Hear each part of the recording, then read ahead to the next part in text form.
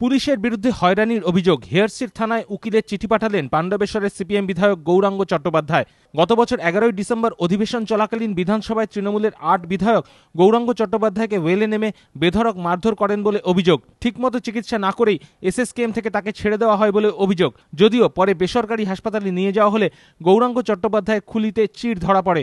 বিধায়কের দাবি, অভিযোগ জানানো সত্ত্বেও কোনো ব্যবস্থাই নেননি অধ্যক্ষ। বিচার চেয়ে হাইকোর্টের দ্বারস্থ হন তিনি।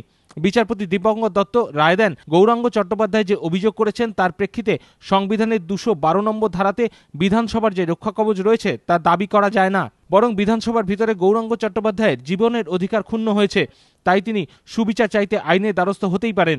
এরপর 29 জুলাই হেয়ারস্ট্রিট থানায় অভিযোগ দায়ের করেন গৌরাঙ্গ চট্টোপাধ্যায়। ফৌজদারি দণ্ডবিধির 323, 325, 506(2) এবং 120(b) ধারায় মামলা রুজু করে পুলিশ।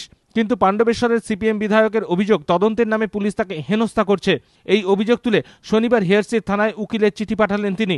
গৌরাঙ্গ চট্টোপাধ্যায়ের দাবি, 11ই ডিসেম্বর বিধানসভায় তিনি উপস্থিত ছিলেন কিনা তার নথি চায় পুলিশ।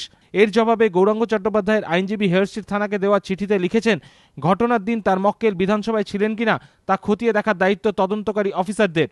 তৃণমূলের মন্ত্রী বিধায়কদের বিরুদ্ধে ষড়যন্ত্র করে মারধরের যে অভিযোগ করা হয়েছে তার সপক্ষেও গৌরাঙ্গ চট্টোপাধ্যায়কে নথি পেশ করতে বলে পুলিশ।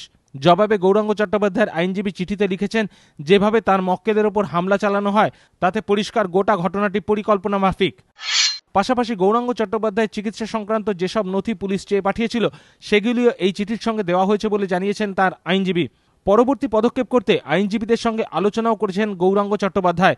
সেক্ষেত্রে বিচার পেতে পাণ্ডবেশ্বরের সিপিএম বিধায়ক ফের হাইকোর্টের দ্বারস্থ হতে পারেন বলেই ইঙ্গিত। ধ্রুবজ্যোতি প্রামাণিক, এবিপি আনন্দ, কলকাতা।